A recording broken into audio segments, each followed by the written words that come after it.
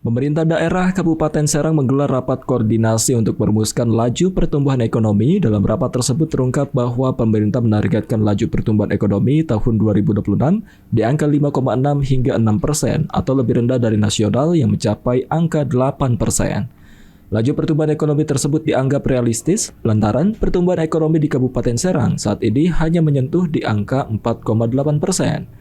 Asisten Daerah 3 Setda Kabupaten Serang yang juga sebagai pelaksana tugas Kepala Bapperida, Ida Nuraida, mengatakan bahwa rapat koordinasi dilaksanakan untuk merumuskan target pertumbuhan ekonomi di Kabupaten Serang tahun 2026. Pemerintah pusat menargetkan pertumbuhan ekonomi di angka 8%, sementara pemerintah Kabupaten Serang menargetkan di bawah target nasional karena pemerintah Provinsi Banten targetnya 6%, sehingga Kabupaten Serang menargetkan di angka 5,6%. Target tersebut sudah berdasarkan kepada beberapa pertimbangan, yaitu tingkat kemampuan sumber daya ekonomi yang masih perlu didukung, seperti sumber persaingan, tenaga kerja yang perlu diubah mindsetnya, kemudian PDRB per kapita juga harus ditingkatkan. Pertimbangannya tingkat kemampuan kita dong dalam menggunakan sumber daya ekonomi yang ada masih perlu effort yang lebih tinggi. Sumber persaingan, tenaga kerja yang perlu kita ubah gitu ya mindsetnya. Ini termasuk sosek, pendapatan PDRB per kapita kita juga masih. Jadi kita tidak terlalu tinggi ngambil target tapi aman.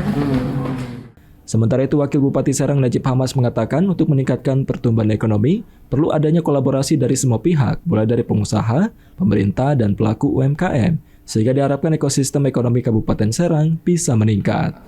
Dengan potensi-potensi dan tantangan yang ada, bahwa seluruh stakeholder harus bergotong royong, ya, kolaborasi untuk menumbuhkan ya potensi-potensi peluang supaya ekonomi kita ini semakin bergerak menuju pertumbuhan baru yang lebih bagus gitu ya. Nah, selama ini laju pertumbuhan ekonomi kan hanya salah satunya adalah distimulan dengan pabrik-pabrik kan.